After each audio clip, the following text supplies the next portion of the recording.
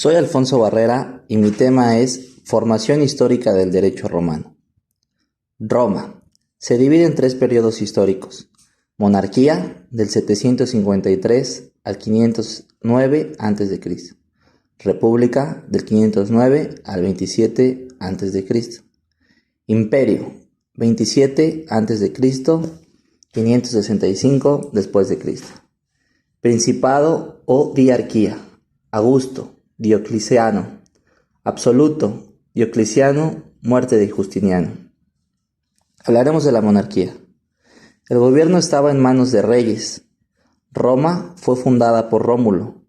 7 reyes, los 4 primeros fase latina, Sabina, los 3 siguientes fase etrusca. Derrocada en el año 509 a.C., la dignidad real era vitalicia y ejercía la jefatura política y militar.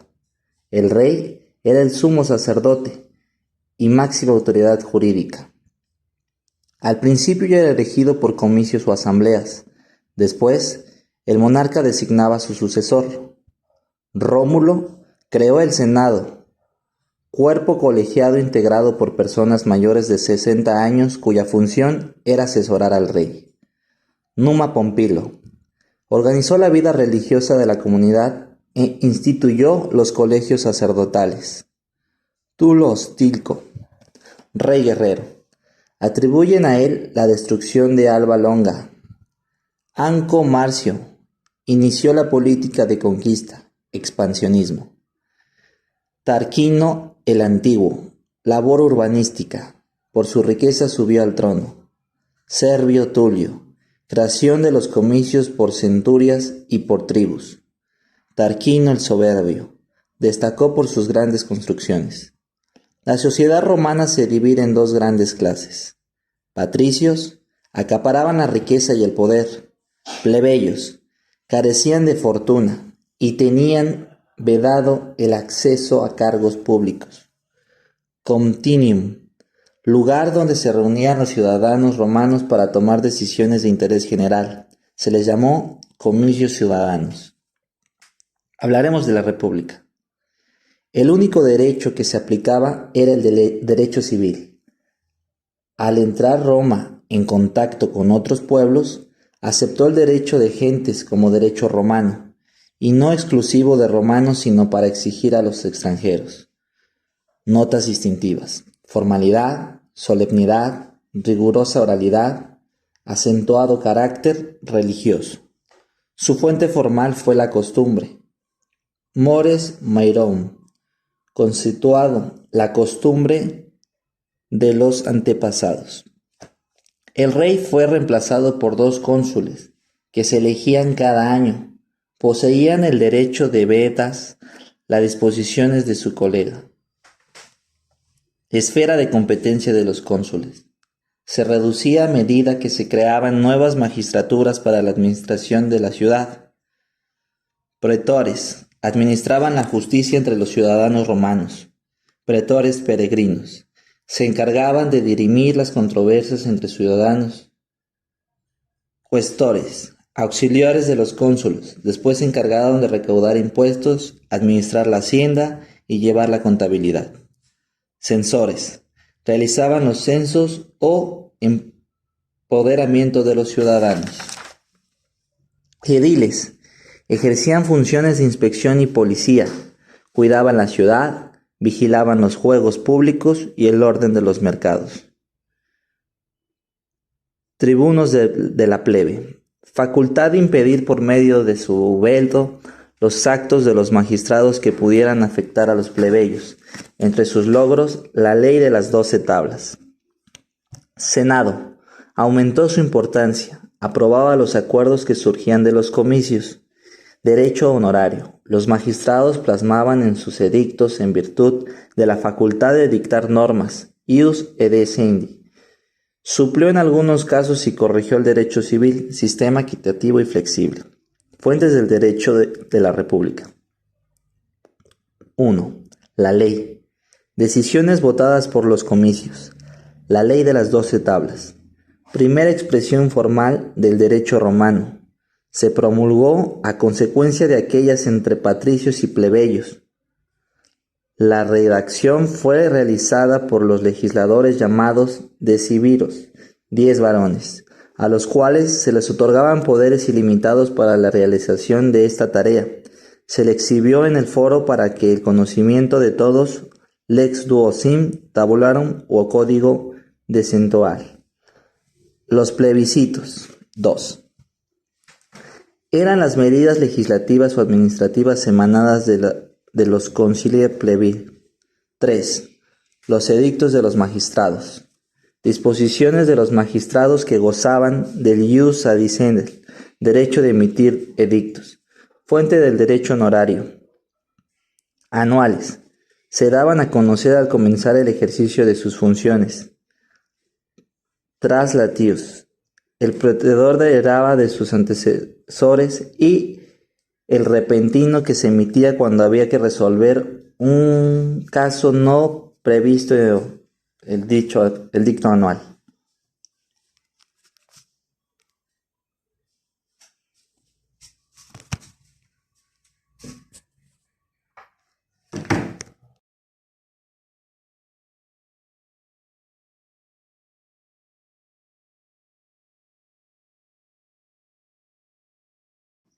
Imperio. Inicia con César Augusto en el año 27 a.C. como primer emperador. Principado. Periodo clásico del derecho romano. Aparecen los grandes juristas de dos famosas escuelas. Proculeyana, fundada por Laveón, aunque tomó el nombre del discípulo Próculo. Sabinana, fundada por Capitón, tomó el nombre de su alumno más distinguido, Sabino. Jurisconsultos más destacados: Celso, Salvio Juliano, Gallo, Pomponio, Papiniano, Ulpiano, Modestino, entre otros. Diarquía, gobierno de dos. Junto con el emperador gobernaba. Se consideraron fuentes de derecho los siguientes. Senado consultus. Las medidas y disposiciones que el Senado emitía tenían fuerza de ley. Actuaba por iniciativa propia o por iniciativa del emperador. Jurisprudencia. La respuesta de los prudentes del conjunto de las opiniones de famosos jurisconsultos, que estaban facultados por el poder de responder al pueblo en materia jurídica. Ius publicum respondei. Constituciones imperiales.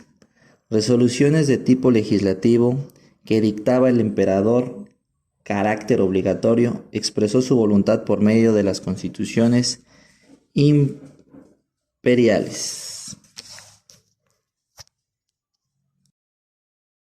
Periodo absoluto. Diocleciano, proclamado emperador en el año 286. Gobierno absolutista. Los magistrados se limitaron a copiar los edictos de sus predecesores. El emperador Adriano decidió hacerlos codificar. A esa recopilación se le dio el nombre de Edicto Perpetuo.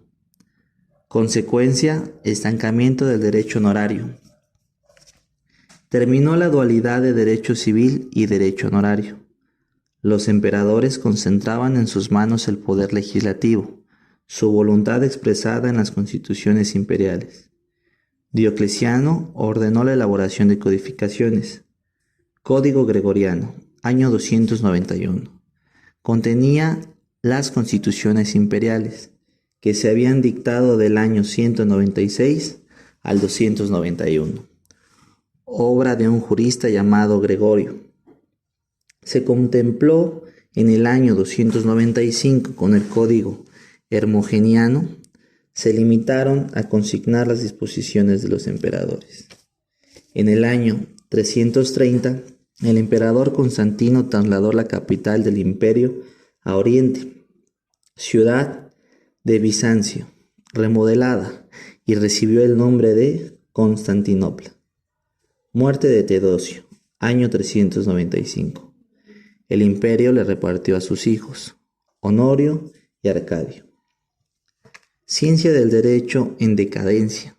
Su única fuente era la voluntad imperial. Código Teodosiano. Teodosiano II ordenó en 429 que se efectuase una compilación de todo el derecho, colección de todas las constituciones imperiales, entre el 312 y 437, principal fuente de conocimiento del derecho romano para los pueblos bárbaros. Caída del Imperio Romano de Occidente, en 476. Odocrao venció a Rómulo. Agostulo, último emperador romano. El Imperio de Oriente sobrevivió hasta los turcos. Se apoderaron de Constantinopla en 1453. El derecho justiniano, 482-565. Emperador bizantino. Su objetivo fue restaurar el antiguo imperio romano. Reconquistó el norte de África, Italia y una parte de España. Quiso que perdurara la cultura jurídica romana, compilación que resultara útil en la práctica. Convocó una comisión integrada por 10 expertos. Encomendó la recopilación de las leyes imperiales que ya figuraban en los códigos y en las constituciones que se promulgaron después. Código de Justiniano, publicado en febrero de 529. Perdió actualidad por la promulgación de 50 constituciones posteriores. Se preparó otro código, publicado en 534. Contaba de 12 libros. El primero, Derecho Público Eclesiástico. Del segundo al octavo, Derecho Privado. El noveno, Derecho Penal. Y del décimo al doceavo, Derecho Administrativo. Digesto, obra que compilaba toda la literatura jurídica clásica. Finalidad práctica, significa ordenamiento pandecto. Se publicó en 533, tratado que reunió lo más importante del derecho romano clásico, principal fuente de conocimiento del derecho romano antiguo. Institutas, tratado destinado a la enseñanza del derecho, basada en las instituciones de Gallo y algunas obras de la literatura clásica y posclásica. Novelas, publicadas a la muerte de Justiniano, redactadas en griego, conjunto de constituciones nuevas dictadas por el emperador entre 535 y 565. El código, el digesto, las institutas y las novelas, Corpus Juris Civilis. Interpolaciones, modificaciones de las compilaciones de Justiniano para adecuarlas a las necesidades de la época, adecuaciones a las circunstancias de los tiempos. El derecho en Oriente a la muerte de Justiniano. Se había escrito originalmente en latín, se tradujo al griego. Los sucesores de Justiniano siguieron publicando y promulgando muchas leyes. Debido a lo extenso de la obra, se realizaron obras más importantes que surgieron al Imperio Romano de Oriente. La Ecloga, publicada en 740 por León III. El Insuario. Consta de 18 libros, abrogada por Basilio el Macedonio en 868. Continuó utilizándose con fines didácticos. El Procheirón, elaborado por el mandatario, el emperador Basilio I, el Macedonio. Manual práctico, inspirado en las institutas. Su intención era recuperar el clasismo del derecho justiniano. La Basílica o Labri Basilici, ordenada por León VI, el sabio a finales del siglo IX. 60 libros, compilaciones y resúmenes oficiales y privados. El Hexabiblos, ejecución a cargo del juez Constantino Hermenópolis en 1345. Manual. Reúne 6 libros, compilación modernizada de la Basílica. En 1835, Grecia la adoptó como derecho vigente. Hola, soy Andrea Vázquez del equipo 1 y mi tema es familia neorromanista. ¿Qué es la familia neorromanista? La integran los países cuya ciencia jurídica se ha elaborado sobre los fundamentos del derecho romano y de la tradición germánica, los cuales se fusionaron en el occidente de Europa a partir del siglo VI. En la actualidad es la familia dominante en Europa occidental, Centro y Sudamérica, en muchos países de África y Asia. Todo esto gracias a a la colonización, donde el derecho organizó al Estado y logró una conciliación entre España y los países conquistados. Esta familia es considerada la más antigua de las actualmente existentes, pues su origen se remonta a la creación de las 12 tablas en Roma, que tuvo su origen en el año 450 después de Cristo. En el caso de México, podemos decir que es parte de esta gran familia. ¿Dónde surge la familia neorromanista? Surge en el occidente de Europa. Este derecho neorromanista tiene siglos de antigüedad, es de hecho la más antigua de todas, todo empezó en Roma y se extendió hasta la parte de lo que ahora es Alemania en Europa. En la actualidad es la familia dominante en el occidente de Europa, Centro y Sudamérica, en muchos países de África y Asia. La expansión de esta familia se dio por la colonización, donde el derecho organizó al Estado y logró una conciliación entre España y otros países conquistados. ¿Cómo surge la familia neorromanista? Surge con la integración de países cuyo derecho se fundamenta en el derecho romano y tradición germánica, los cuales se fusionaron en el occidente de Europa en el siglo VI. Esta familia se considera la más antigua. Su origen se remonta a la creación de las 12 tablas en Roma, a mediados del siglo V a.C. Todo empezó con la invención de las 12 tablas, luego el derecho de los pretores en la época de la República, pasando por las constituciones imperiales y terminando con la compilación hecha por el emperador Justiniano.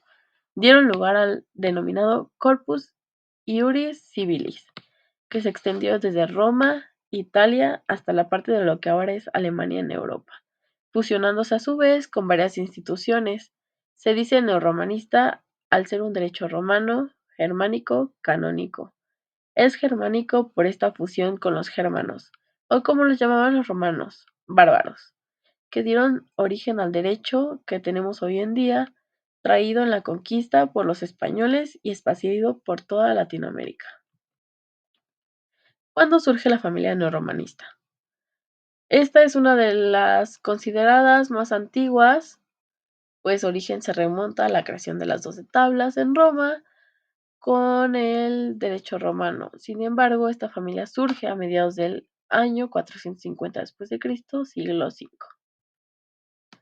¿Por qué surge la familia neorromanista? Surge porque con la caída del Imperio Romano de Occidente, el derecho romano cae en crisis y con la llegada del último emperador Justiniano, este se enfoca en la restauración del Imperio Romano y con ello también la de su derecho y que éste perdurara. Por lo cual Justiniano se dispone a compilar y ordenar las prescripciones jurídicas romanas divididas en constituciones imperiales y los escritos jurídicos. A esta compilación justiniana se le llamó Corpus Iuris Civile, el cual está dividido en 4 partes, que son digesto o pandecta. Esta es una compilación de textos de jurisprudencias.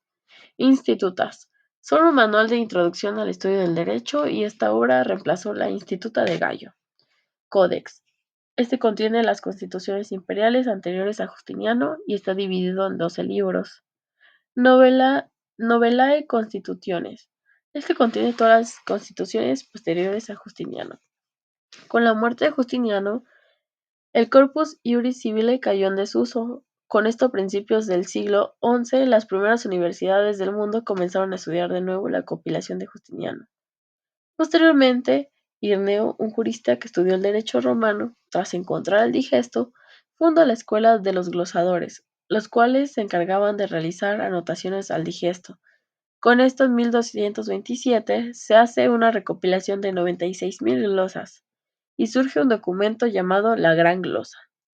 Después de esta surgen los posglosadores a mediados del siglo XII, y estos retoman el digesto con el objetivo de comentarlo y llevarlo a la práctica e integrarlo al derecho de su época. Con esto, tiempo después, se usaron estas codificaciones para formular los principios del derecho y las leyes que se adoptaron a las necesidades y circunstancias de cada época. ¿Para qué surge la familia neorromanista? Como el derecho no es un producto de generación espontánea, todos los derechos nacionales tienen influencia de otros órdenes jurídicos, por lo que la familia neorromanista se ha extendido por todo el mundo. Ha rebasado las fronteras del antiguo Imperio Romano, ha conquistado en particular toda América Latina, gran parte de África, países del cercano Oriente, Japón e Indonesia. Esta expansión se debe en parte a la colonización y en parte a la facilidad que la técnica jurídica de la codificación prestó a su recepción. La familia neorromanista tiene una historia muy larga que se remonta al derecho de la Roma antigua, y después observa una evolución milenaria que amplió no solo las reglas de fondo y procedimentales, sino también los conceptos de derecho y norma jurídica.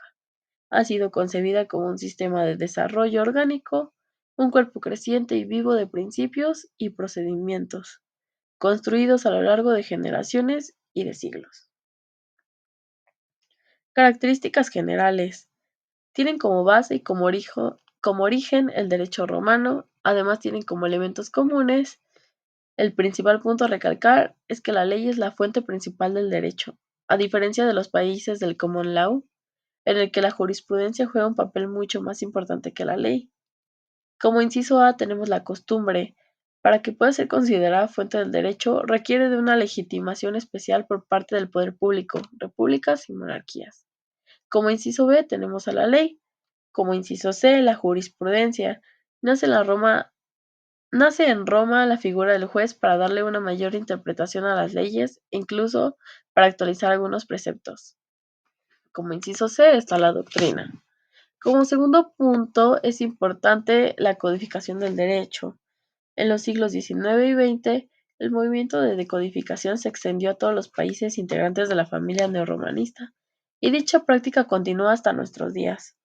En la actualidad, los países de la familia neorromanista cuentan con sus constituciones políticas, códigos y múltiples leyes que agrupan el derecho de una manera más sistemática. Como punto 3, hay una separación entre derecho público y privado. Derecho público se refiere a la organización del Estado en cuanto a sus funciones y sus relaciones internas y frente a los particulares. Derecho privado solo contempla relaciones entre particulares. Como punto 4, es necesario señalar que el derecho procesal es un derecho escrito y no oral, como sucede en el common law. Y de mi parte sería todo. Los dejo con mi compañero. Muchas gracias.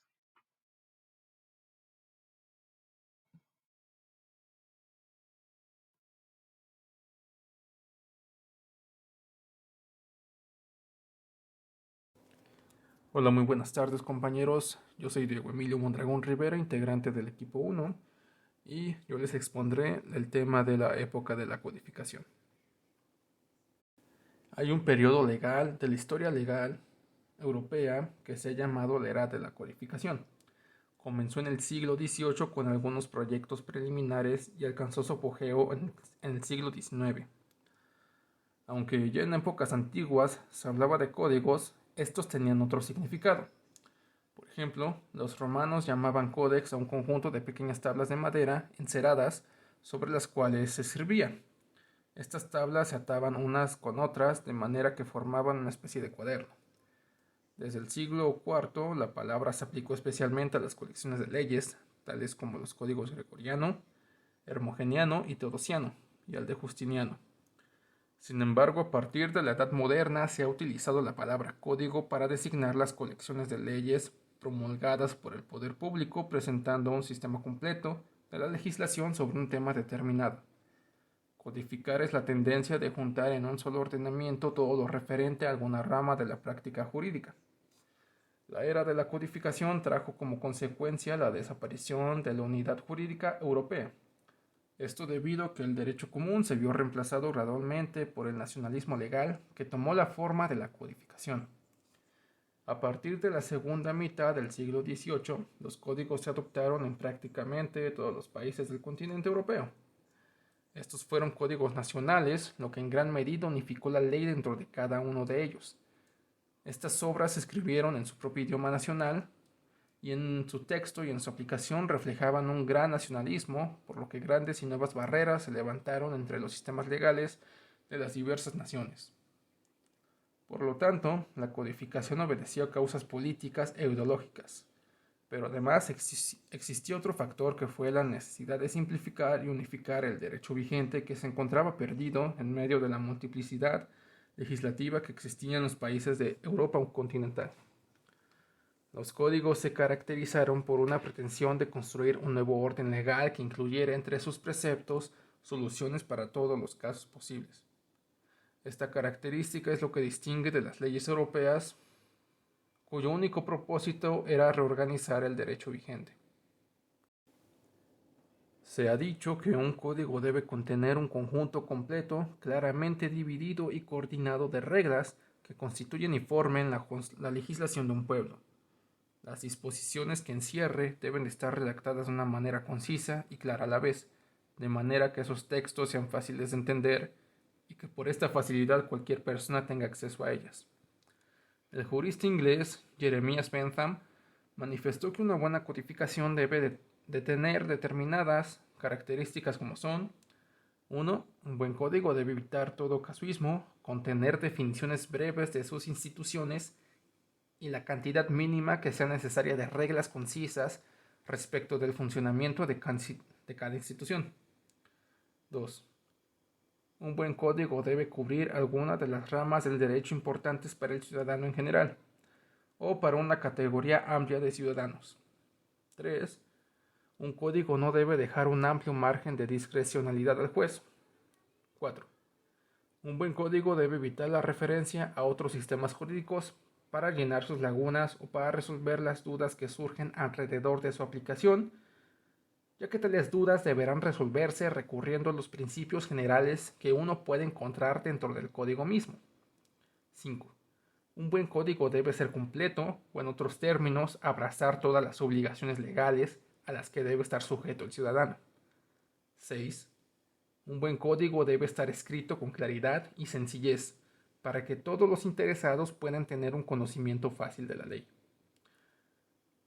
Los primeros códigos aparecieron en algunos países centroeuropeos a mediados del siglo XVIII, como por ejemplo en Prusia. El monarca Federico el Grande ordenó la elaboración de un código en 1746, pero por diversas causas se publicó hasta 1794, con el nombre de Código General para los Estados Prusianos.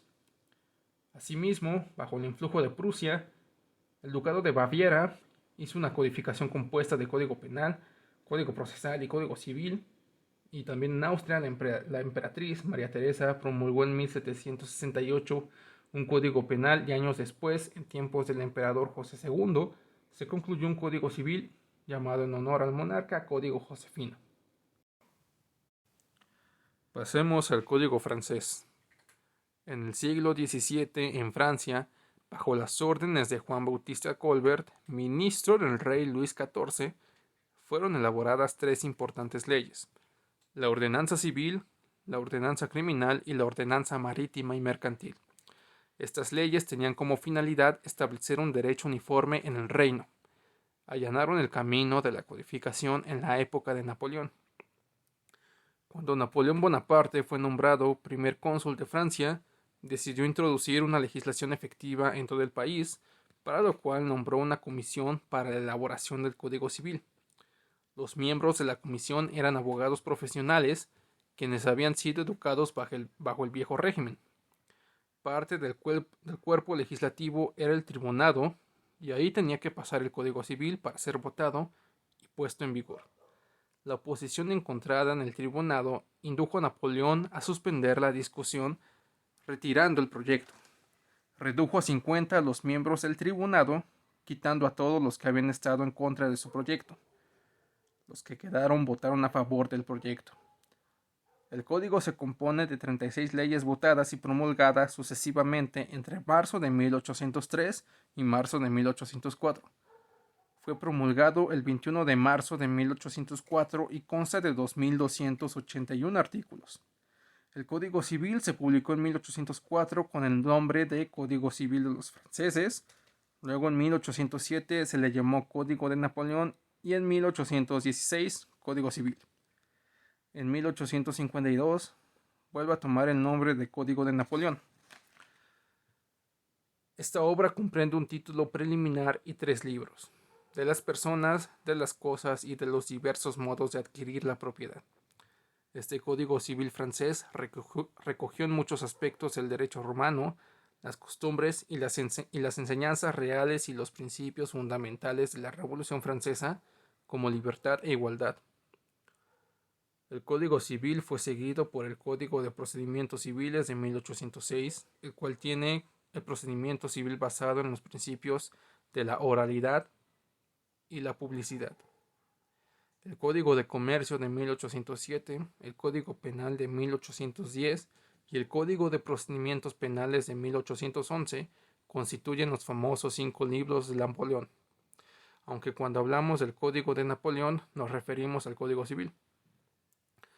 El Código Civil es la culminación de varios siglos de evolución legal francesa.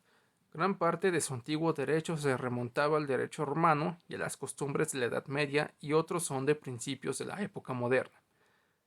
Sin embargo, el Código Civil reemplazó la variedad de la antigua ley con un código único y uniforme para toda Francia. Abolió la ley que había estado previamente en vigor. El código se elaboró con un lenguaje claro y conciso. Con esto se pretendía que cualquier ciudadano pudiera entenderlo y determinar por sí mismo sus derechos y obligaciones legales.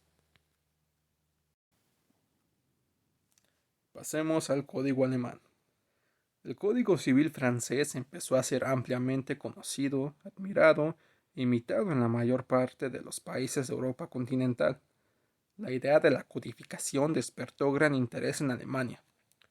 En 1814, un profesor de derecho romano llamado Anton Friedrich Justus Thibaut publicó su obra de la necesidad de un derecho civil para Alemania, donde insistió en la necesidad de elaborar un código para Alemania.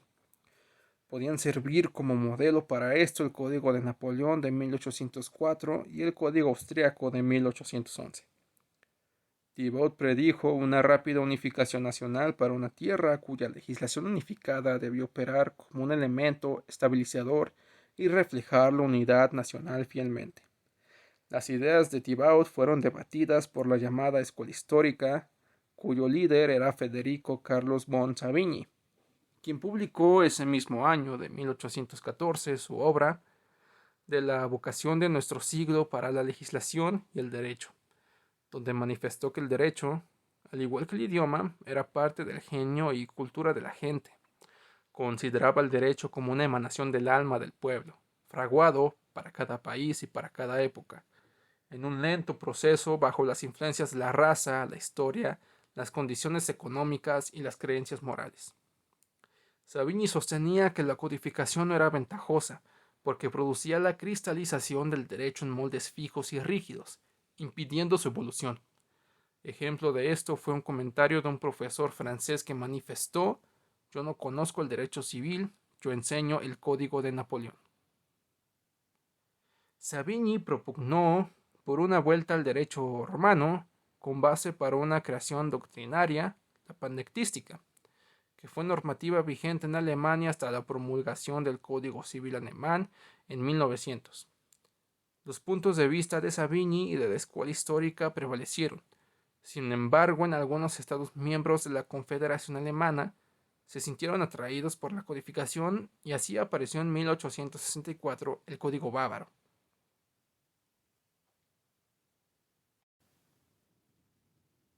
En 1871 se unifica Alemania y se convierte en una federación. Proclaman emperador del Estado alemán unificado a Guillermo L. En 1873 se dictó una ley que declaraba el derecho civil competencia de la legislación imperial. Como consecuencia, en 1874 se nombró una comisión encargada de redactar el Código Civil. Se presentaron 2 proyectos y se tardaron más de 20 años para terminarlo.